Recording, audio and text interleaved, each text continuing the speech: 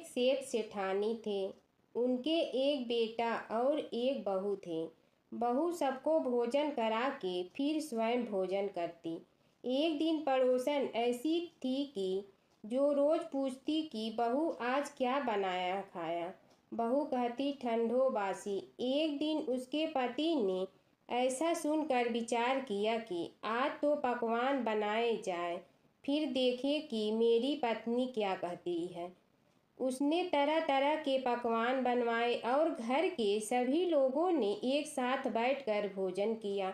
आज भी पड़ोसन ने पूछा तो बहू ने कहा ठंडो बासी। सेठ के लड़के ने सोचा कोई बात अवश्य है जिससे कि मेरी पत्नी ऐसा कहती है। ठंडो बासी खाया ऐसा क्यों कहती हो, जबकि आपने एक साथ बैठकर खाई तरह के पकवान खाए। उसकी पत्नी बोली आपने जो खा रहे हैं वह बाप बूढ़ों की कमाई है। जिस दिन आप कमा कर लाओगे उस दिन मैं समझूंगी कि ताज़ा भोजन कर रहे हैं। अब एक दिन लड़के ने माँ से कहा मैं एक बड़े शहर में कमाई करने जा रहा हूँ। माँ बोली बेटा अपने पास इतना धन है कि माँ के मना करने पर भी बेटे ने स्वयं कमाने का दृढ़ निश्चय कर लिया और जाते समय पत्नी से कहा मैं जब तक कमा कर बहुत सा धन लेकर न आऊं तुम चूल्हे की आग मत बुझने देना। एक दिन चूल्हे की आग बुझ गई तो वह मन ही मन घबराने लगी, कहीं मेरे पति पर संकट तो नहीं आन पड़ी।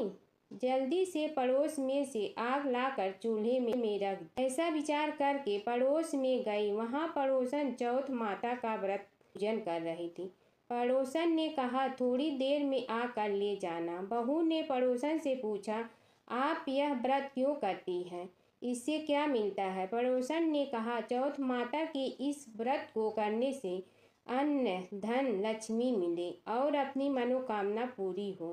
अब बहू भी चौथ माता का व्रत करने लगी। दीवार पर चौथ माता बनाई। उस दिन घी गुड़ का चूरमा बनाकर रात को चंद्रमा को अर्घ्य देकर भोजन करती। ऐसा करते करते बहुत दिन हो गए। चौथ माता ने उस बहू के पति को सपना दिया कि साहूकार का बेटा तू जागे कि सोवे, तेरी पत्नी बहुत याद कर रही है। घर जाकर उसकी चिंता मिटा। तू दुकान खोलकर कंकु केसर का पगल्या बना के बैठ जाना। आज तेरा हिसाब किताब चुकता हो जाएगा। अब तो चौथ माता ने जैसा कहा था वैसा ही हुआ। उसने घर जाने की तैयारी की और गाड़ी भर के धन दौलत ले जाकर रास्ते में एक बड़ा सा काला नाग फन फैलाए बैठ गया और कहने लगा आज तो मैं तुझे डसूंगा छोड़ूंगा नहीं, आज तेरी आय पूरी हो गई है। सेठ ने लड़के से कहा आज चौथ माता ने मुझे सपना दिया है, मैं पत्नी से मिलने घर जा रहा हूँ। वहाँ मेरी पत्नी बहुत चिंता कर रही है, मैं उससे मिलकर जरूर आऊंगा, तब तुम मुझे डस लेना। नाग ने कहा तुम शपथ पूर्वक कह कर जाओ तो मैं तुम्हें जाने दूंगा, परंतु लौट कर नहीं आए तो तुम्हारे घर आकर मैं तुम्हें डस लूंगा। इस प्रकार सर्प को वचन देकर वह अपने घर पहुंचा। वहां सभी से हंसी खुशी से मिला और भोजन करने उदास होकर बैठ गया। उसकी पत्नी ने उदास होने का कारण पूछा तो पति ने काले नाग वाली बात बताते हुए कहा यदि मैं उसके पास नहीं जाऊंगा तो वह घर आकर ही मुझे डस लेगा। पत्नी बहुत चतुर थी। उसने कहा कि आप घबराओ नहीं, लेट जाओ, मैं एक उपाय करती हूँ। पत्नी ने कमरे की 7 पीढ़ाओं धोई।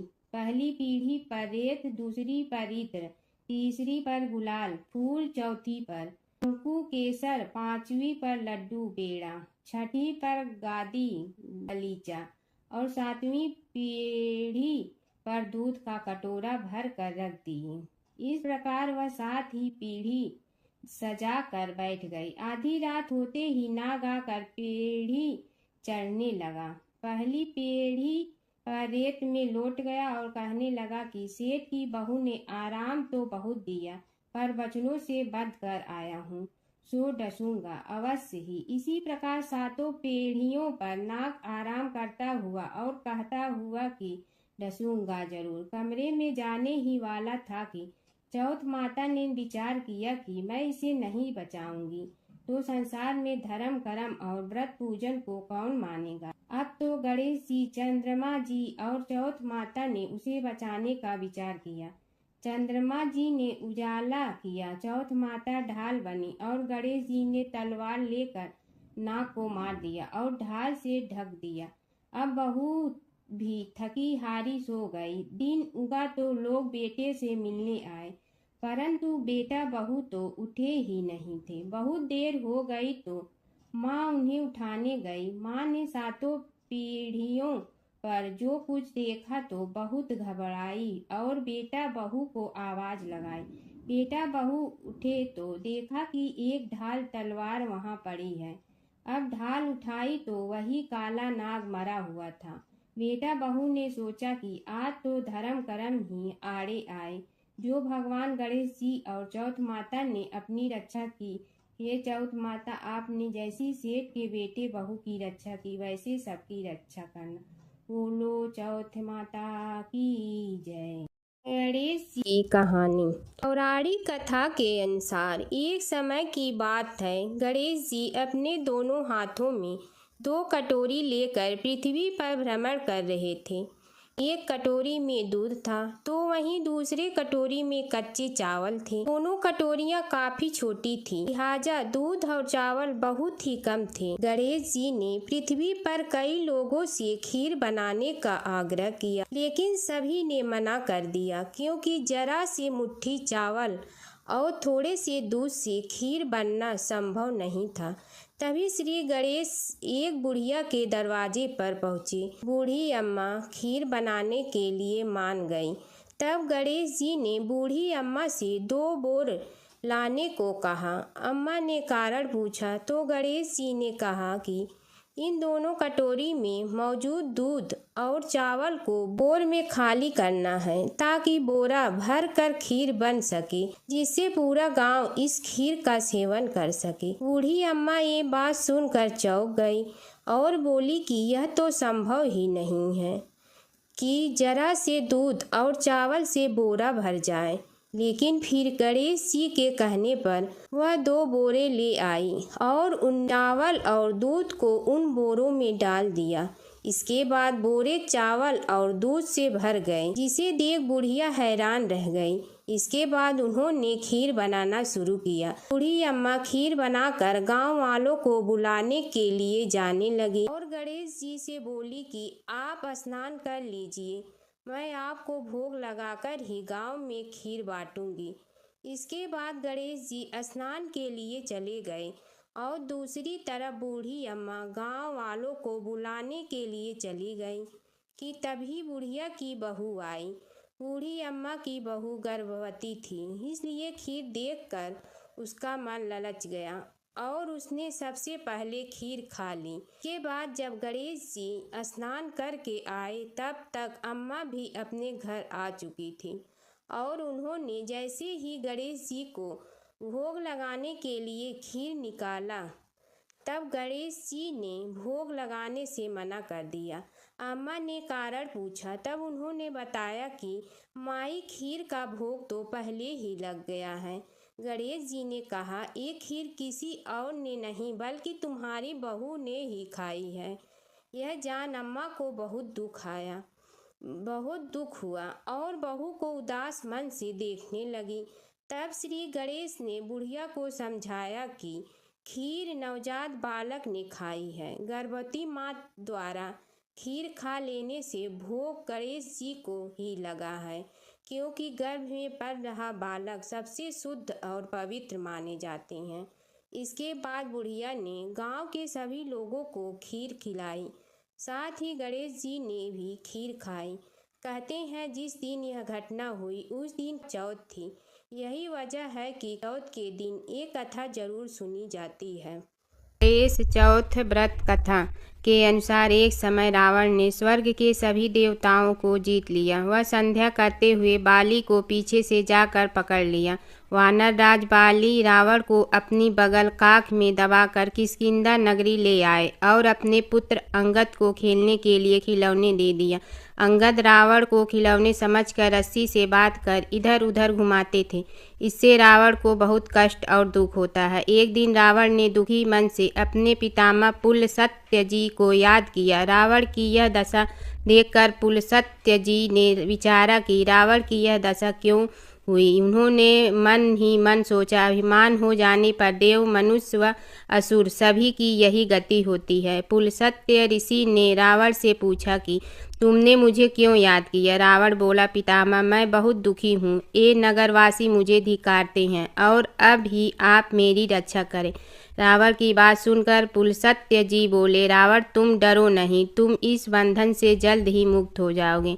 तुम विघ्न विनाशक श्री गणेश जी का व्रत करो। पूर्व काल में वृत्रासुर की हत्या से छुटकारा पाने के लिए इंद्रदेव ने भी इस व्रत को किया था, इसीलिए तुम भी इस व्रत को करो। तब पिता की आज्ञा अनुसार रावण ने भक्ति पूर्वक इस व्रत को किया और बंधन रहित हो अपने राज्य को पुनः प्राप्त किया। मान्यता अनुसार जो पर इस व्रत को श्रद्धा पूर्वक करता है उसे सफलता अवश्य प्राप्त होती है। दूसरी कथा। एक बुढ़िया थी, वह बहुत ही गरीब और दृष्टिहीन थी। उसके एक बेटा और बहू थे। वह बुढ़िया सदैव गणेश जी की पूजा किया करती थी।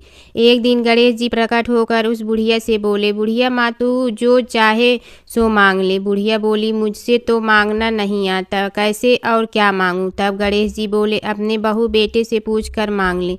तब बुढ़िया ने अपने बेटे से कहा, गणेश जी कहते हैं तू कुछ मांग ले, बता मैं क्या मांगूं। पुत्र ने कहा, माँ तू धन मांग ले। बहू से पूछा तो बहू ने कहा, नाती मांग ले। तब बुढ़िया ने सोचा कि ये तो अपने अपने मतलब की बात कह रहे हैं।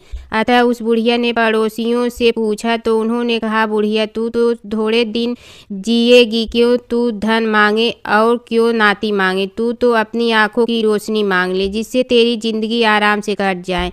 इस पर बुढ़िया बोली, यदि आप प्रसन्न है तो मुझे 9 करोड़ की माया दे, निरोगी काया दे, अमर सुहाग दे, आंखों की रोशनी दे, नाती दे, पोता दे और सब परिवार को सुख दे और अंत में मोक्ष दे। यह सुनकर तब गणेश जी बोले, बुढ़िया माँ, तुमने तो हमें ठग लिया।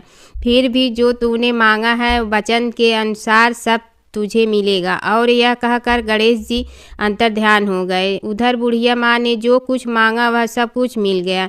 हे गणेश जी महाराज, जैसे तुमने उस बुढ़िया माँ को सब कुछ दिया वैसे ही सबको देना। एक बार भगवान गणेश बाल रूप में चुटकी भर चावल और चम्मच में दूध लेकर पृथ्वी लोक में निकले। वे सबको अपनी खीर बनाने को कहे जा रहे थे, लेकिन सबने उनकी बात पर ध्यान नहीं दिया। इसी दौरान एक गरीब बुढ़िया उनकी खीर बनाने के लिए तैयार हो गई और उसने चूल्हे पर एक भिगोना रख दिया। इस पर गणेश जी ने घर का सब से बड़ा बर्तन चूल्हे पर चढ़ाने को कहा। बुढ़िया ने बाल लीला समझते हुए घर का बड़ा भगोना उस पर चढ़ा दिया। गणेश जी के दिए चावल और दूध बढ़ गए और पूरा भगोना उससे भर गया। इसी बीच गणेश जी वहां से चले गए और बोले, अम्मा जब खीर बन जाए तो बुला लेना। पीछे से बुढ़िया के बेटे की बहू ने भी चुपके से एक कटोरा खीर खाने के एक कटोरा खीर छिपा दी। अब जब खीर तैयार हो गई तो बुढ़िया माई ने आवाज़ लगाई, आजा रे गणेश खीर खा ले। बोली,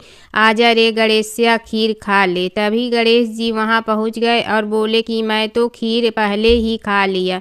तब बुढ़िया ने पूछा कि कब खाई, तो वो बोले कि जब तेरी बहू ने खाई तभी मेरा पेट भर गया। बुढ़िया ने इस पर माफ़ी मांगी। इसके बाद जब बुढ़िया ने बाकी बची खीर के उपयोग के बारे में पूछा तो गणेश जी ने उसे नगर में बांटने को कहा और जो बचे उससे अपने घर में ज़मीन के नीचे दबा दे। अगले दिन जब बुढ़िया उठी तो उसे अपनी झोपड़ी महल में बदली हुई और खीर के बर्तन सोने जवाहरों से भरे मिले। गणेश जी की कृपा जानकर बुढ़िया काफ़ी प्रसन्न हो गई। हे गणेश भगवान जी महाराज जी, आपने जैसा फल बुढ़िया को दिया वैसा सबको देना। संकष्टी गणेश चतुर्थी व्रत कथा।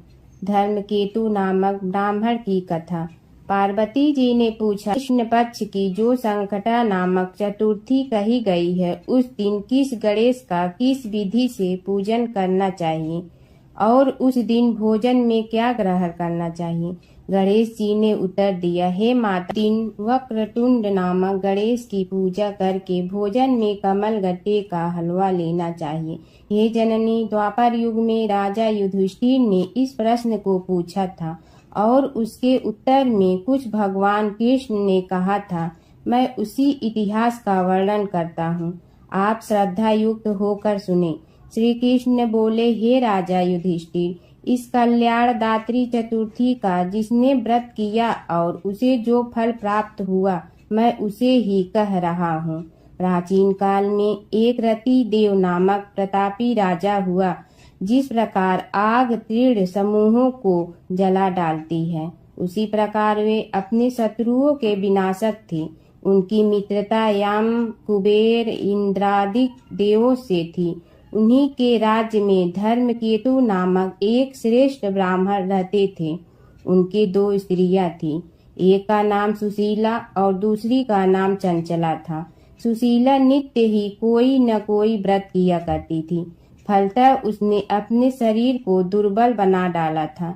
इसके विपरीत चंचला कभी भी कोई व्रत, उपवास आदि न करके भरपेट भोजन करती थी। इधर सुशीला को सुंदर लक्षणों वाली एक कन्या हुई और उधर चंचला को पुत्र रत्न की प्राप्ति हुई। यह देखकर चंचला बारंबार सुशीला को ताना देने लगी। अरे सुशीला, तूने इतना व्रत उपवास करके शरीर को जर्जर बना डाला, फिर भी एक किसकाय कन्या को जन्म दिया। मुझे देख, मैं कभी व्रतादि के चक्कर में न पड़कर हष्ट पुष्ट बनी हूँ और वैसे ही बालक को भी जन्म दिया हूँ। अपनी सौत का व्यंग बाण सुशीला के हृदय में चुभने लगा। वह पतिव्रता विधिवत गणेश जी की उपासना करने लगी। जब सुशीला ने भक्ति भाव से संकट नाशक गणेश चतुर्थी का व्रत किया तो रात्रि में वरदायक गणेश जी ने उसे दर्शन दिया। श्री गणेश जी ने कहा, हे सुशीले, तेरी आराधना से हम अत्यधिक संतुष्ट हूँ। मैं तुम्हें वरदान दे रहा हूँ कि तेरी कन्या के मुख से निरंतर मोती और मूंगा प्रवाहित होते रहेंगे। हे कल्याणी, इससे तुझे सदा प्रसन्नता रहेगी। हे सुशीले, तुझे वेद शास्त्र वेता एक पुत्र भी उत्पन्न होगा। इस प्रकार का वरदान देकर गणेश जी वहीं अंतर ध्यान हो गए।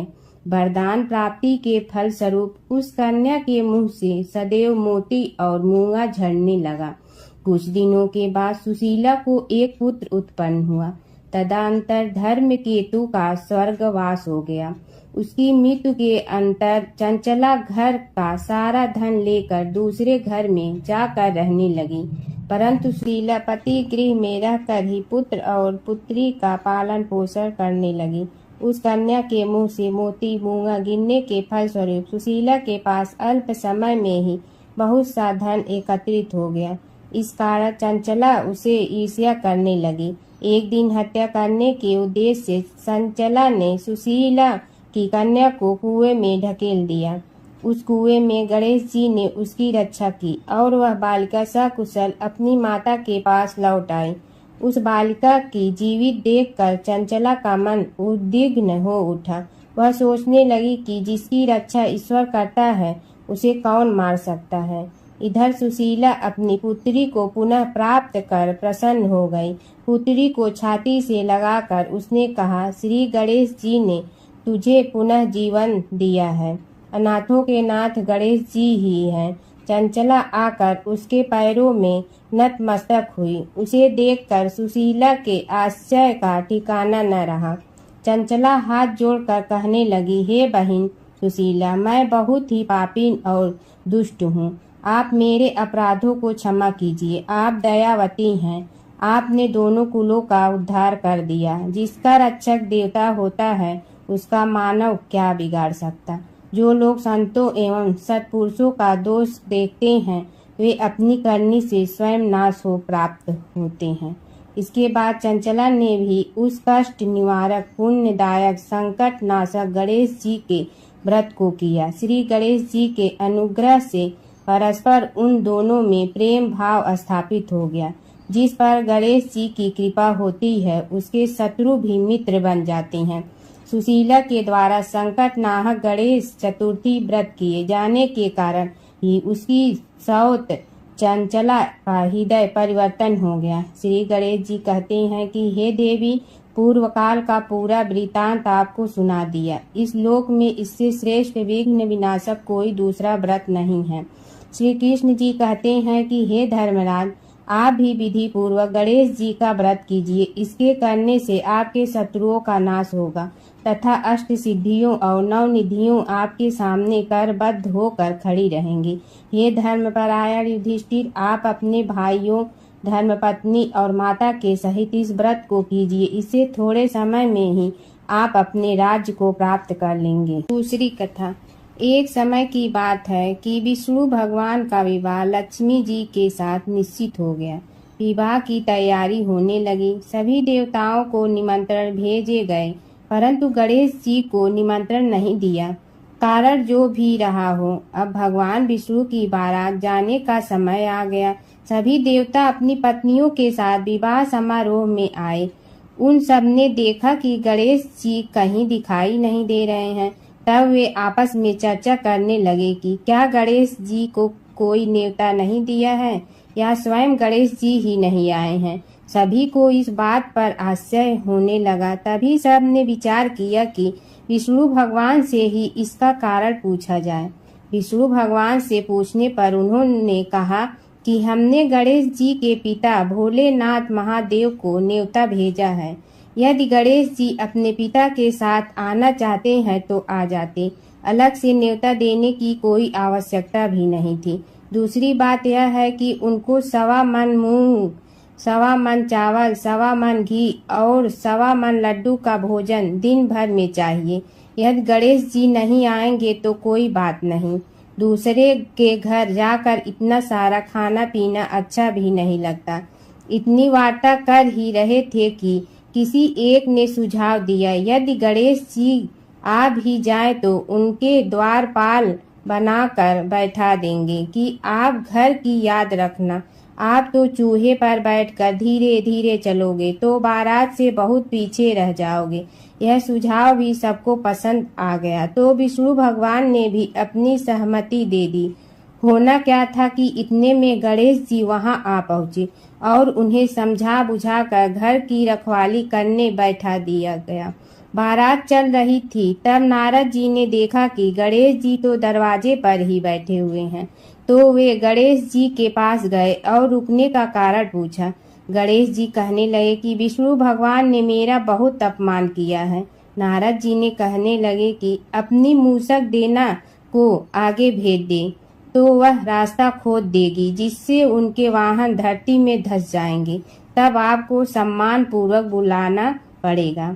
अब तो गणेश जी ने अपनी मूसक सेना जल्दी से आगे भेज दी और सेना ने जमीन पोली कर दी। जब बारात वहां से निकली तो रथों के पहिए धरती में धंस गए। लाख कोशिश करे परंतु पहिए नहीं निकले। सभी ने अपने अपने उपाय किए परंतु पहिए तो नहीं निकले, बल्कि जगह जगह से टूट गए। किसी की समझ में नहीं आ रहा था कि अब क्या किया जाए।